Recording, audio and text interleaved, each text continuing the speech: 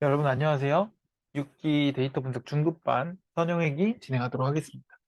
기본적으로 선형회기는 회기의 대표적인 이제 알고리즘이라 말씀드렸고 데이터의 분포를 이제 직선을 통해서 나타낸다고 말씀을 드렸습니다. 1차 방정식 개념으로 회기식의 직선식이 들어가는 거고 이 부분에 대해서는 이제 독립변수와 종속변수 즉 x랑 y에 대한 관계를 모델링하는 거라고도 말씀드렸죠.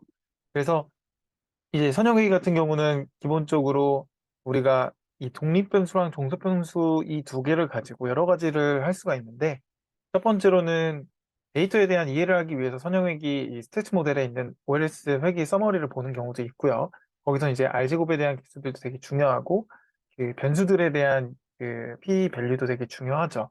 그 다음에 실제로 예측도 가능하죠. 선형회기식에 나와 있는 회기식을 기반으로 개수에다가 값을 넣어서 예측할 수도 있겠고요.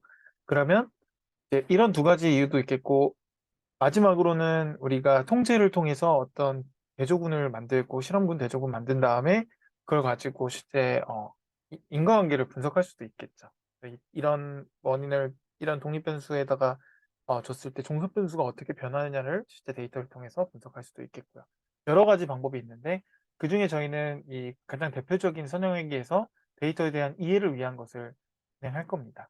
그래서 보면은 저희 캘리포니아에 대한 주택 가격 데이터 가져온 거고 그 다음에 이렇게 값을 만들었죠. 그래서 값을 만들어서 갖고 왔고 하나만 일단 먼저 해봤어요. 그래서 y값과 실제 하나 변수만 가지고 해보니까 OLS로 했을 때 우리가 나와 있는 이 값들에 대해서 우리가 확인을 했는데 이거를 보면 여러분도 아시겠지만 기본적으로 이 값들을 해석하는 게 되게 중요하죠. 이걸 놓고 뭐 어떻게 해야 돼? 라고 볼 수 있는데 제가 여기도 적어놨지만 첫 번째 나와 있는 R제곱이랑 그 다음에 조정된 결정계수 그죠? R제곱 결정계수 그 다음에 F통계량과 F통계량에 대한 유의확률과 AIC, BIC도 나와 있고 그 다음에 두 번째로는 회기 개수랑 뭐 이제 오차랑 그 다음에 이제 그 P 밸류, 독립변수, 종속변수 관계의 P 밸류도 나와 있고요. 세 번째로는 이제 정규성 관련된 것들과 다중공통성 네, 얘기가 나와 있었죠.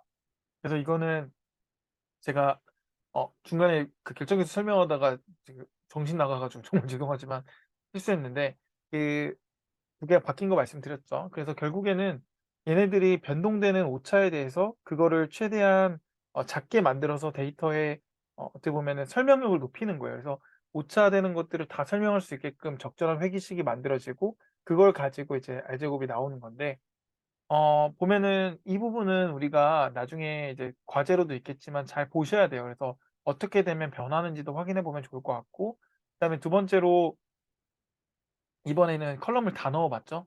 그러니까 확실히 결정 기수가 좀 높아진 것도 이해되죠, 그죠?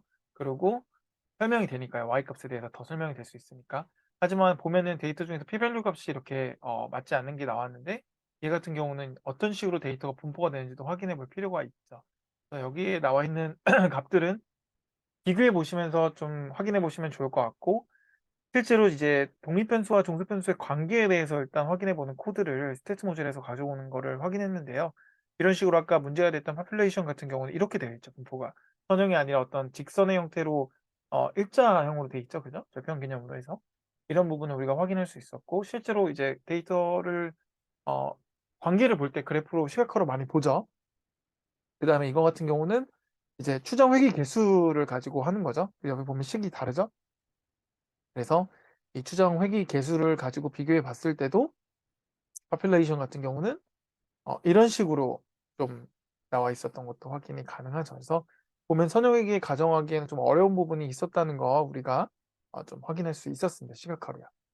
그래서 필수 과제 같은 경우는 이번에는 시간 관계상 개념을 좀 배우느라 부족했지만 어쨌든 이 로우 데이터 가지고 우리가 그냥 넣었는데 여기서 이제 변수들을 어, 우리가 스케일링도 해보고 다른 변수를 넣어보고 여러 가지 한번 변화를 주면서 실제로 OLS 값이 변하는지를 확인해보고 어떻게 했을 때 값이 변하는지를 정리해가지고 올려주시는 게 필수 과제입니다. 그래서 현영이기 오늘 기본편으로 어떻게 보면 개념이랑 같이 OLS 간단하게 맛봤는데 이거 꼭 잘 보시고 이거 기반으로 여러분이 정리 잘 해주셨으면 좋겠습니다. 이거는 가장 분석할 때 메인으로 선행하기로 변수들 확인하는 거는 기본인 거라서 꼭 개념 잘 이해해 주셨으면 좋겠습니다.